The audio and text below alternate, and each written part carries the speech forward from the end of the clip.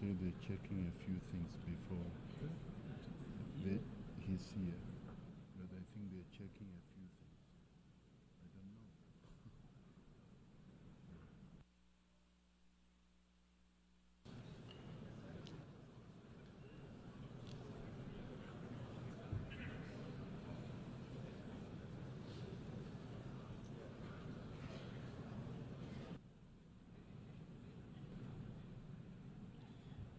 Just arriving, another minute.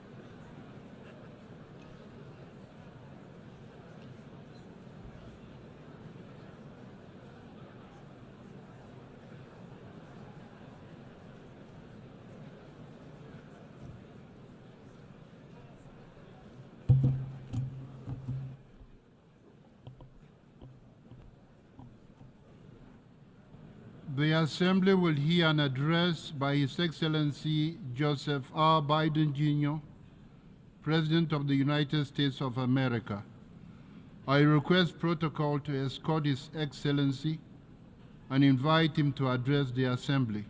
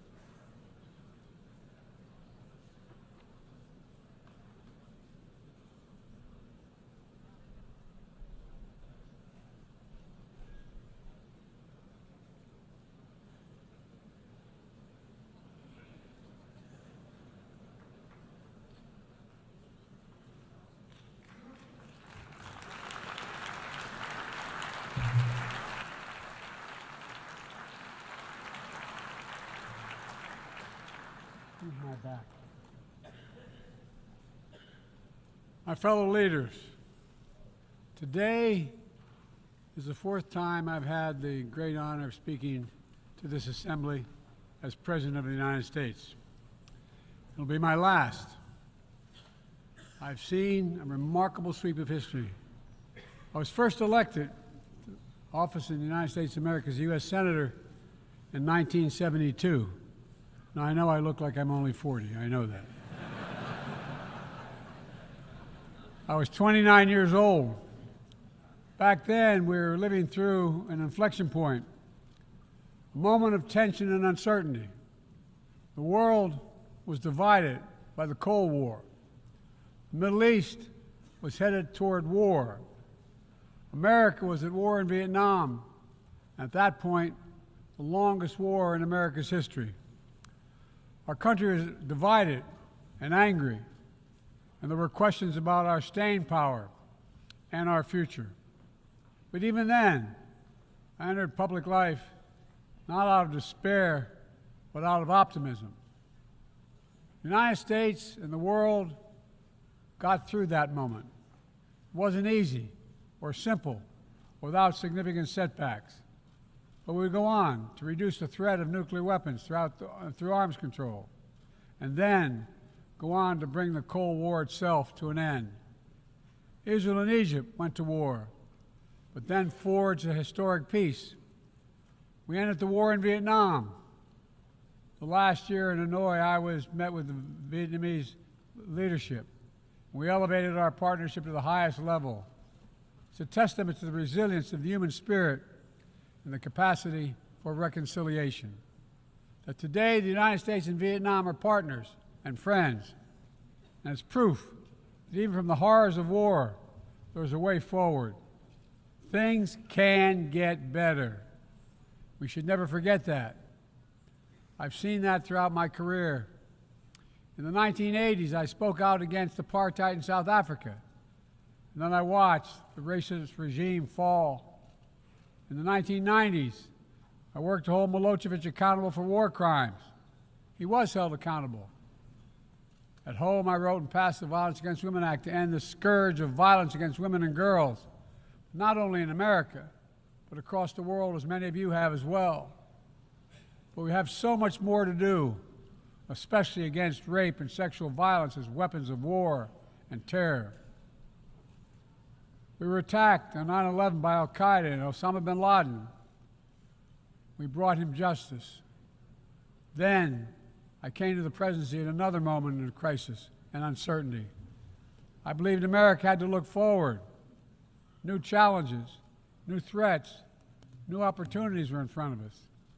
We needed to put ourselves in a position to see the threats, to deal with the challenges, and to seize the opportunities as well. We need to end the era of war that began on 9/11. As Vice President to President Obama, he asked me to work to wind down the military operations in Iraq, and we did, painful as it was. When I came to office as president, Afghanistan had replaced Vietnam as America's longest war. I was determined to end it, and I did. It was a hard decision, but the right decision. 4 American presidents had faced that decision, but I was determined not to leave it to the 5th. It was a decision accompanied by tragedy. 13 brave Americans lost their lives, along with hundreds of Afghans in a suicide bomb. I think those lost lives, I think of them every day.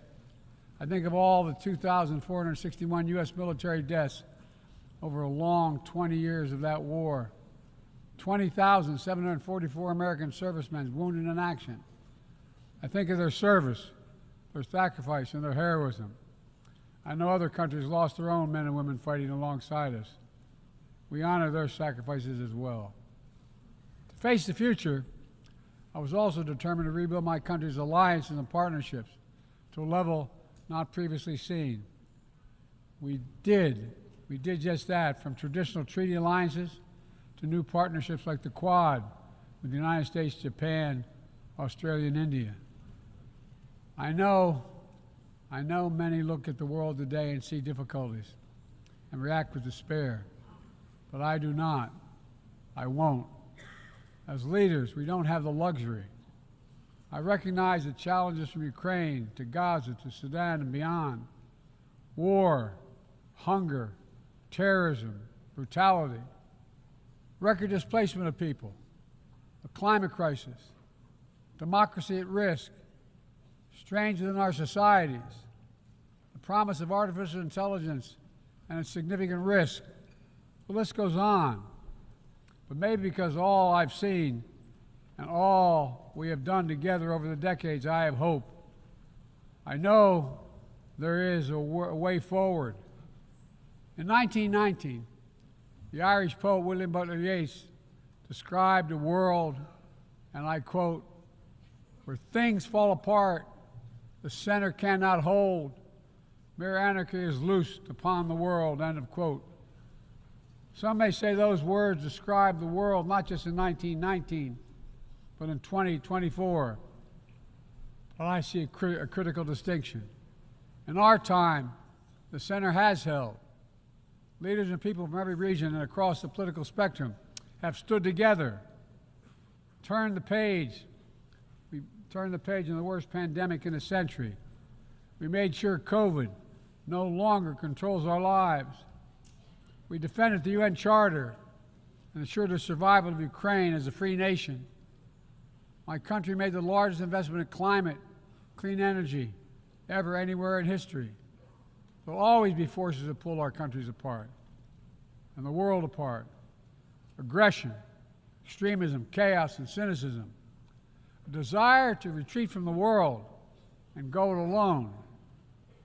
Our task, our test, is to make sure that the forces holding us together are stronger than those that are pulling us apart.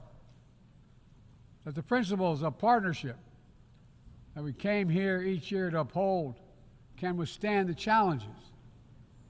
That the center holds once again. My fellow leaders, I truly believe we're at another inflection point in world history, where the choices we make today will determine our future for decades to come. Will we stand behind the principles that unite us? Will we stand firm against aggression? Will we end the conflicts that are raging today? Will we take on global challenges like climate change, hunger, and disease? Will we plan now for the opportunities and risk of a revolutionary new technologies? I want to talk today about each of these decisions and the actions, in my view, we must take. To start, each of us in this body has made a commitment to the principles of the UN Charter to stand up against aggression. When Russia invaded Ukraine, we could have stood by and merely protested. But Vice President Harris and I understood that that was an assault on everything this institution was supposed to stand for. And so, in my direction, America stepped into the breach, providing massive security and economic and humanitarian assistance. Our NATO allies and partners in 50-plus nations stood up as well. But most importantly, the Ukrainian people stood up. I asked the people of this chamber to stand up for them. The good news is Putin's war has failed and at his core aim. He set out to destroy Ukraine, but Ukraine is still free. He set out to weaken NATO, but NATO is bigger, stronger, and more united than ever before, with 2 new members, Finland and Sweden. But we cannot let up. The world now has another choice to make. Will we sustain our support to help Ukraine win this war and preserve its freedom, or walk away and let aggression be renewed and a nation be destroyed? I know my answer. We cannot grow weary. We cannot look away. And we will not let up on our support for Ukraine, not until Ukraine wins a just and durable peace in the UN Charter.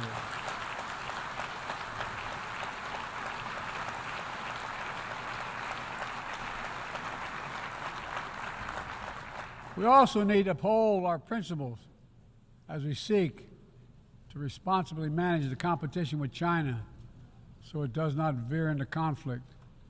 We stand ready to cooperate on urgent challenges for the good of our people and the people everywhere.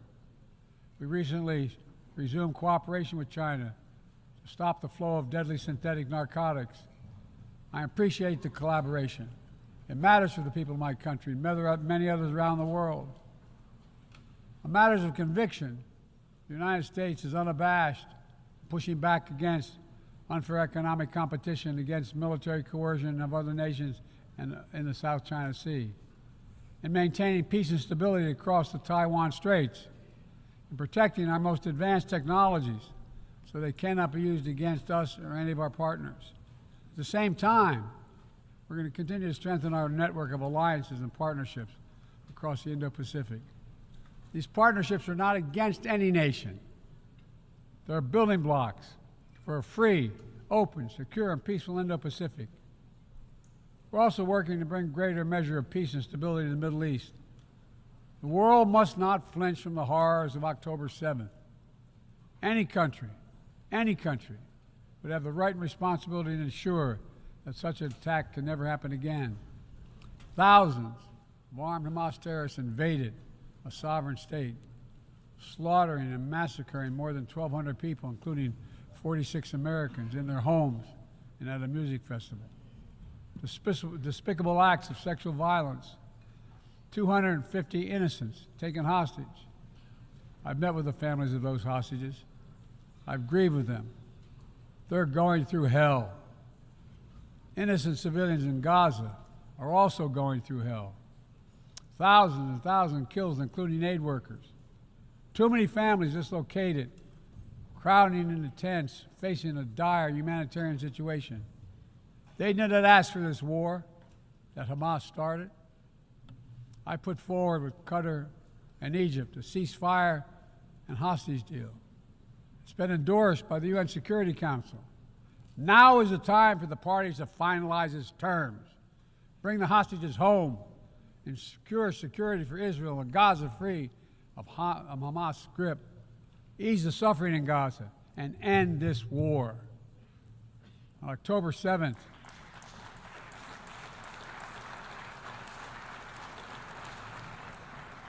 since October 7th, we've also been determined to prevent a wider war that engulfs the entire region. Hezbollah, unprovoked, joined the October 7th attack, launching rockets into Israel. Almost a year later, too many on each side of the Israeli-Lebanon border remain displaced. A full-scale war is not in anyone's interest. Even if the situation has escalated, a diplomatic solution is still possible. In fact, it remains the only path to lasting security to allow the residents from both countries to return to their homes and the border safely. And that's what we're working tirelessly to achieve. As we look ahead, we must also address the rise of violence against innocent Palestinians on the West Bank and set the conditions for a better future, including a two-state solution where Israel enjoys security and peace and full recognition and normalized relations with all its neighbors, where Palestinians live in security, dignity, and self-determination in a state of their own.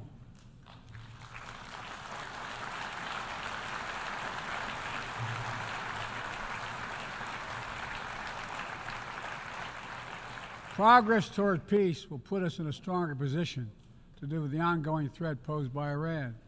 Together, we must deny oxygen to its terrorist proxies, which have called for more October 7th and ensure that Iran will never, ever obtain a nuclear weapon.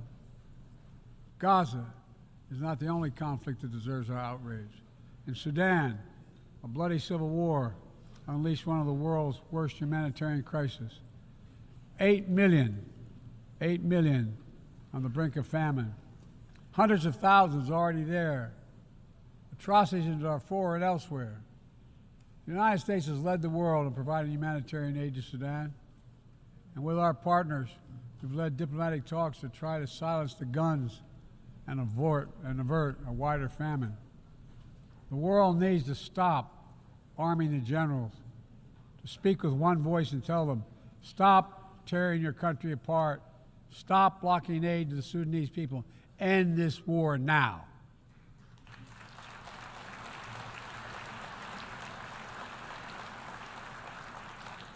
But people need more than the absence of war. They need a chance to live in dignity. They need to be protected from the ravages of climate change, hunger, and disease. Our administration has invested over $150 billion to make progress and other sustainable development goals. It includes $20 billion for food security, over $50 billion for global health. We've mobilized billions more in private sector investment. We've taken the most ambitious climate action in history. We've moved to rejoin the Paris Agreement on day one. And today, my country is finally on track to cut emissions in half by 2030.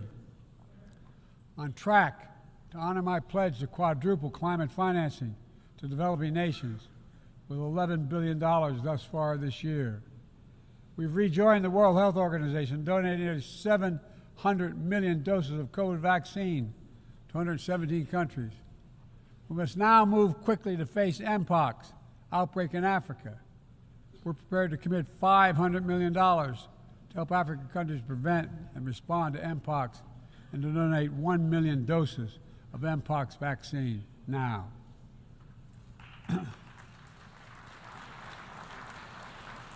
We call on our partners to match our pledge and make this a billion-dollar commitment to the people of Africa. Beyond the core necessities of food and health, the United States, the G7, and our partners have embarked on an ambitious initiative to mobilize and deliver significant finance to the developing world.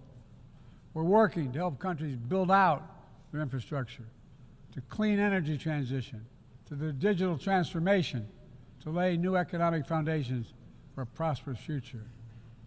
It's called the Partnership for Global Infrastructure and Investment. We've already started to see the fruits of this emerge in Southern Africa and Southeast Asia and in the Americas. We have to keep it going. I want to get things done together. In order to do that, we must build a stronger, more effective, and more inclusive United Nations. The UN needs to adapt and bring new voices and new perspectives. That's why we support reforming and expanding the membership of the UN Security Council.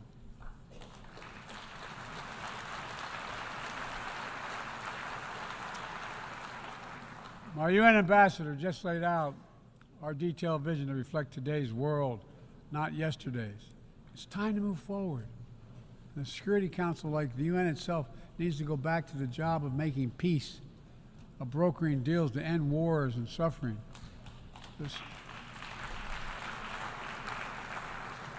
And to stop the spread of the most dangerous weapons, of stabilizing troubled regions in East Africa, from East Africa to Haiti, to Kenya-led mission that's working alongside the Haitian people to turn the tide. We also have a responsibility to prepare our citizens for the future. We'll see more technological change, I argue, in the next 2 to 10 years than we have in the last 50 years. Artificial intelligence is going to change our ways of life, our ways of work, and our ways of war. It could usher in scientific progress at a pace never seen before, and much of it could make our lives better. But AI also brings profound risks, from deep fakes to disinformation, to novel pathogens, to bioweapons. We've worked at home and abroad to define the new norms and standards. This year, we achieved the first ever General Assembly resolution on AI to start developing global rules of the road. We also announced a declaration on the responsible use of AI, joined by 60 countries in this chamber. But let's be honest, this is just the tip of the iceberg, what we need to do to manage this new technology. Nothing is certain about how AI will evolve or how it will be deployed. No one knows all the answers. My fellow leaders, it's with humility I offer 2 questions. First, how do we as an international community govern AI?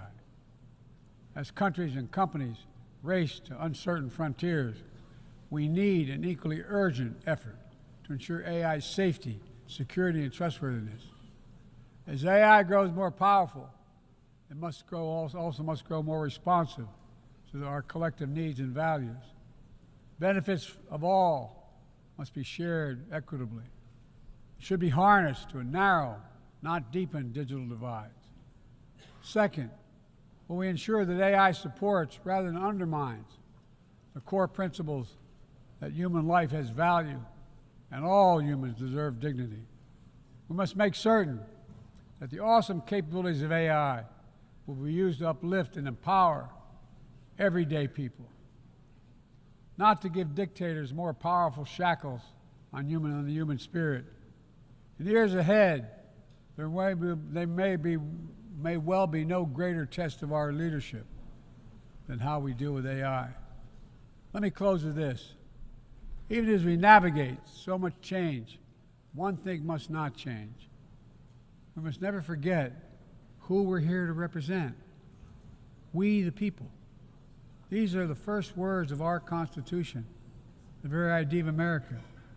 They inspired the opening words of the UN Charter. I made the preservation of democracy the central cause of my presidency. This summer, I faced a decision whether to seek a second term as president. It was a difficult decision. Being president has been the honor of my life. There's so much more I want to get done. As much as I love the job, I love my country more. I decided after 50 years of public service, it's time for a new generation of leadership to take my nation forward. My fellow leaders, let us never forget, some things are more important than staying in power. It's your people.